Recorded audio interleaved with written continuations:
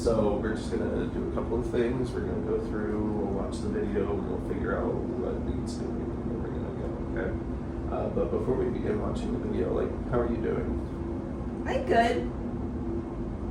Good. This strategy worked. Oh well, I did it in a on-level class this time instead of the first time I filmed it in an advanced class, just to get because I feel like they needed to review more. It was a little chaotic, but overall I think it went well. Yeah.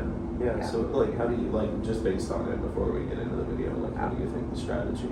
I like the strategy. Yeah, I like the. It was really good to get that instant feedback for where they were struggling with and what we needed to review before the minor the next day. So that was nice. Well, I have a couple of questions, but we can wait until after we review the video. Okay. Do you often use the computers with students? Actually, no. Right. I'm actually doing an essay right now where I'm having them use their computers for the first time, and I actually do really like it. Oh, okay. The problem is we got rid of Teams. Yeah. Teams had that live document function that, as an ELA teacher, was essential, and it's gone now. So if you have any strategies on a good way to, or any tools to fill that gap. Canvas has a document. If you go to the assessment category, Yeah. you can upload a document and say students type into this document. Okay. And it's there and it's loaded. Is it an editable Word document? Yeah. Okay. You create the assignment page, and instead of no submission, I think you click internal paper or something. Okay. And it's one of the criteria. We can look at it. Yeah, after. because we're about to start an essay, and that would be amazing because I miss it dearly. But you should be able to do it. Ames at the beginning of the year said, or the beginning of last year said that it didn't save their progress. But I don't know if that's still true or if it was even ever true because I became hesitant to use it. So it might be good to try a warm up and test it on a low stake and then see, do I get their data? Is it shared? Maybe I'll do it today because I'm doing thesis statements and I was going to have them write them on paper. So maybe I can have them write them on paper.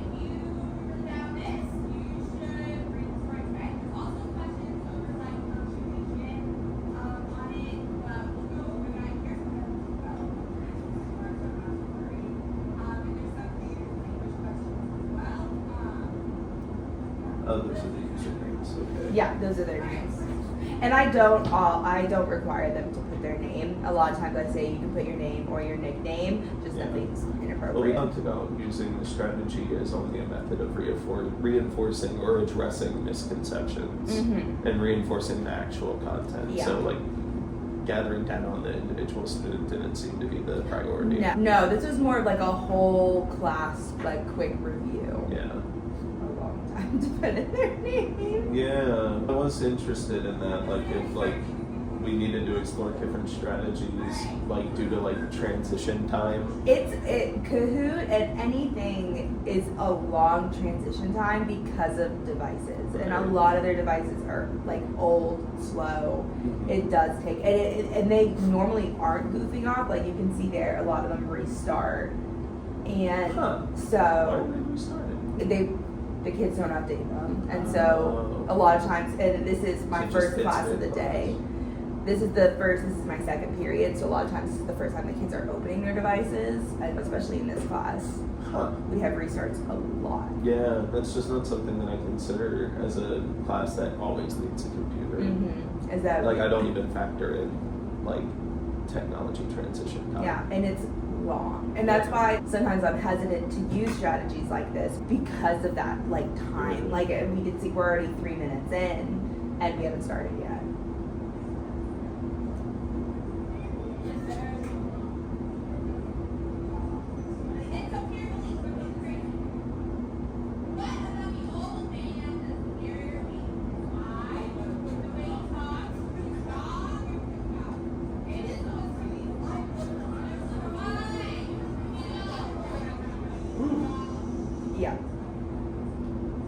They do chatting in between each question. They do, and this is a chatting class.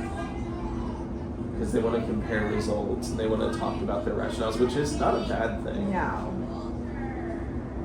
So maybe I'm also relatively new with the tool, so maybe it's a good idea to leave a minute class, or maybe you could even or we could even factor in that time. Yeah. Like maybe the supplemental material where it's review with your partner why you answered what you answered. Ooh, so that they're like, I like that. They're checking each other. Like check with your shoulder partner. Yeah, give them a chance to decompress each question. But in a productive way. Yeah. That's built in. I like that.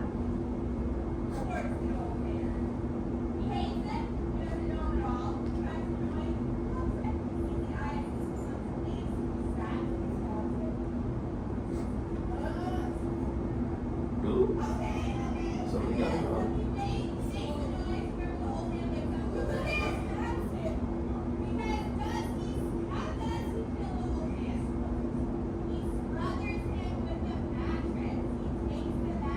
The whole mattress.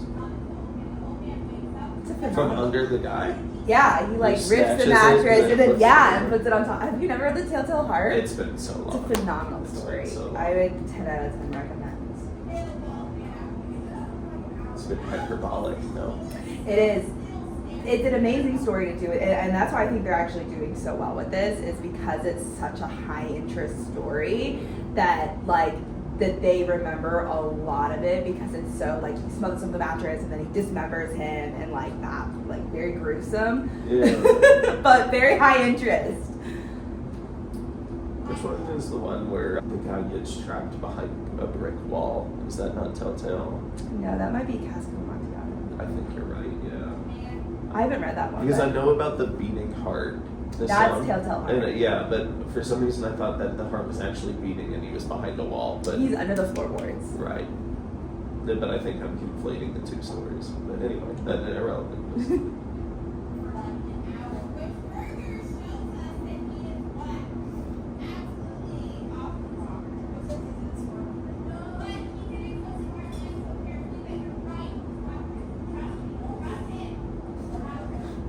So that's the whole, what I'm trying to reinforce there is that a really big thing that we tried to focus on in this was tone versus mood, and what we know as the readers and what he knows as a character in the story.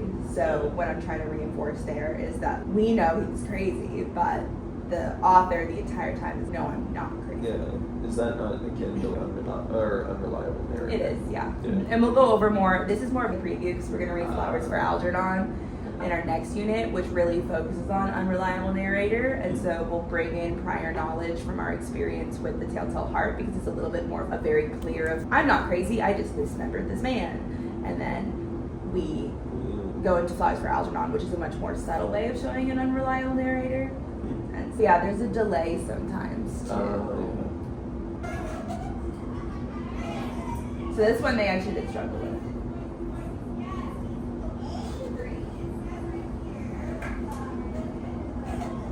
So this was nice because I was able to see that they were, while still a majority of them got it right, there was a significant, this was like the first one. So what I did here is I was able to like pull up the text and actually read them the portion of the text that reinforced the answer. So I like the way the strategy worked there. Yeah.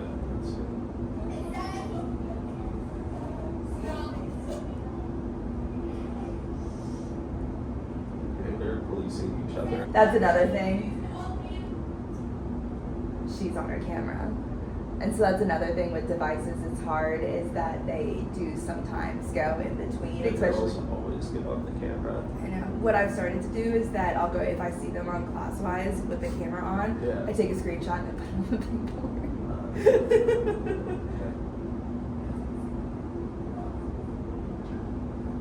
I wonder what it is that they like that sort of self-absorbed. We don't have to go through everyone, too. Okay. Well, I mean, this is your lesson, so if you think there was anything worth mentioning or that you think okay.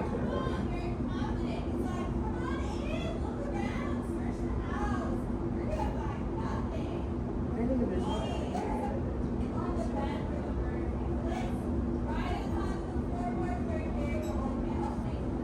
I like this strategy because it shows the content within the format of a test. Yeah. Because like we know that not every kid's a test taker. Yeah. So we can almost address the bad test taking skills Yes. prematurely. Because a lot of kids, like you'll put up a question where which is not a Mhm. blah, and then 1/3 of the class misses it, and you're like, remember, not, keyword not. let's just like make sure we're reading carefully when we get to our test. So like it reinforces that. And I do really like this strategy because prior to this, all we had done, like we had to read and prepare for this was in preparation for a minor we were going to take on it. We had just had in-class discussions over the story. We'd done some like short answer questions and some analysis of it, but the minor was going to be multiple choice. So what I liked about this was that I was able to take the elements of our discussions and what we had analyzed in class and put it into that multiple choice format to assess their ability to answer questions about the story.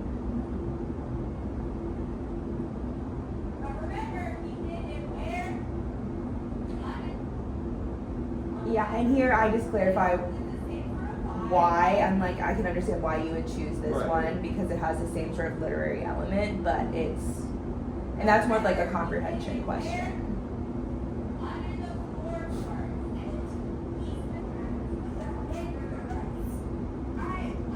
So do you think that there were like other behavioral like concerns or like anything else? No, the behavioral concern was really just like but as you notice, like I feel like as it went on, like that slowed down. Like I think at the beginning it was a little bit more pronounced, but as we got into it, I think the only thing I would like to change maybe in the future is I like what you said about the adding extra time like in between the questions, and I think you can do that in Kahoot. You decide when to move on. Yeah. If you do the lecture. Yeah, but I think there's even, you can put in slides that says take a break in turns, and maybe I can add some like instruction slides of turn around and check with your shoulder partner to see.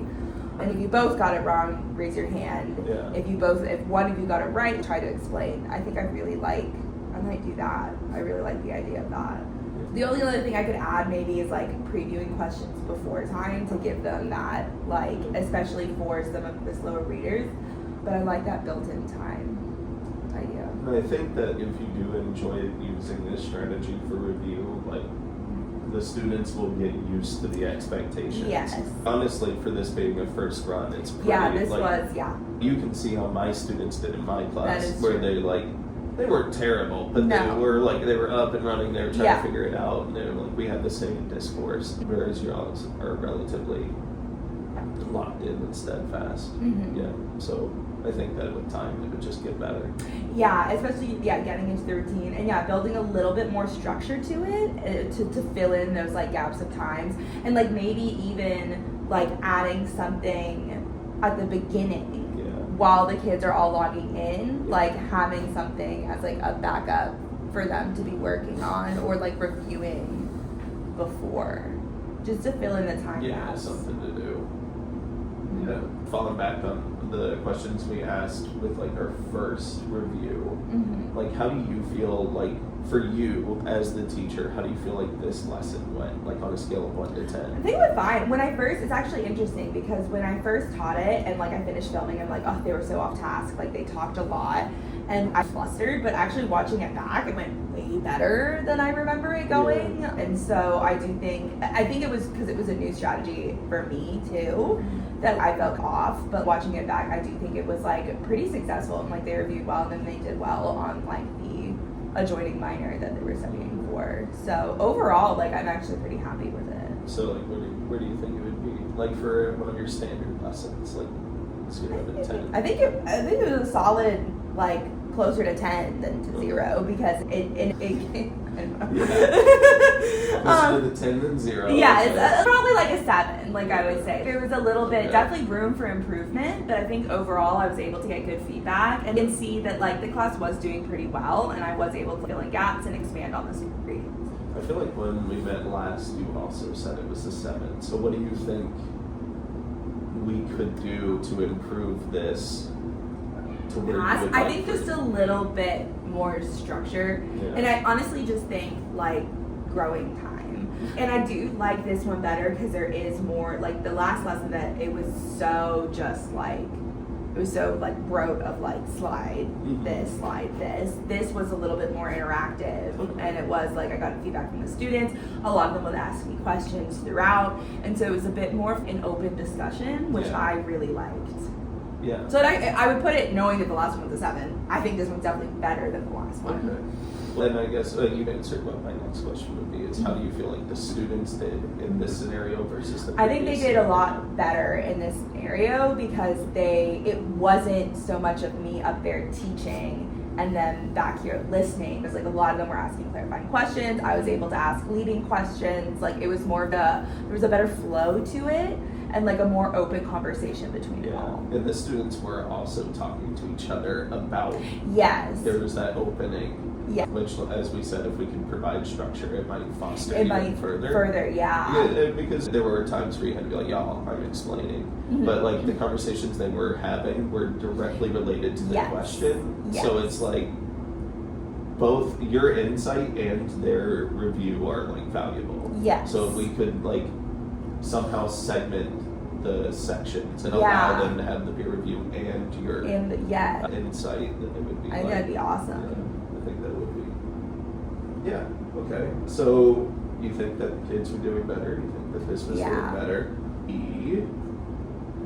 So what do we think? Do we want to continue going this route, like using tech tools to assist? Is there a different tool that you think there No, might be? I think I would like to further explore like the capabilities of like Kahoot, of using that, like putting in like pauses to be like turn and talk to your shoulder partner.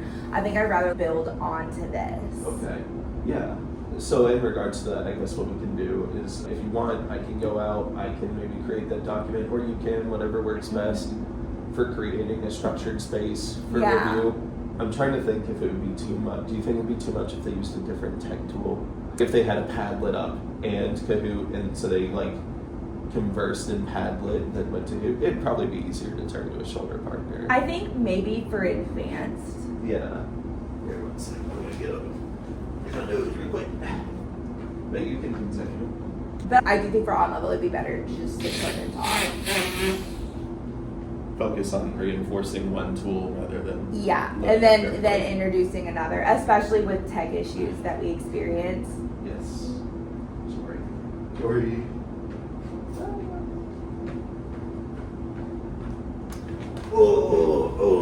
Here we are. So were there any like roadblocks that you personally were like, this is impeding the progress that we could focus on overcoming?